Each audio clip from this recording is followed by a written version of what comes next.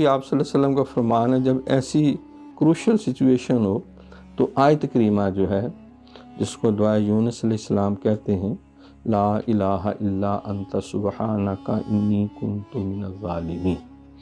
یہ صحیح تلفظ کے ساتھ اور اس نیت کے ساتھ کہ یہ اللہ کا پسندیدہ کلام ہے، یونس علیہ السلام کی بھی دعا ہے، سرکار کی بھی دعا ہے، ہر اہل ایمان کی دعا ہے۔ تو جس طرح اللہ نے ان کو غم سے نجات دی، قرآن پاک میں اس سے اگلی آیت میں یہ بات بیان کی گئی نا، فَاسْتَجَبْنَا لَهُ وَنَجَّيْنَاهُ مِنَ الْغَمِّ وَكَذَلِكَ نُنْجِي الْمُؤْمِنِينَ، بس ہم نے اس کی اس التجا کو سن لیا اور اسے اس غم سے نجات بھی دے دی۔ وَكَذَلِكَ نُنْجِي الْمُؤْمِنِينَ، اور قیامت تک جتنے بھی اہل ایمان یہ دعا پڑھیں گے تو ہم انہیں غم سے نجات دیتے رہیں گے۔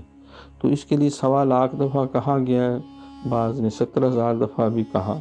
بہرحال جتنی توفیق ہو، کم از کم 300 دفعہ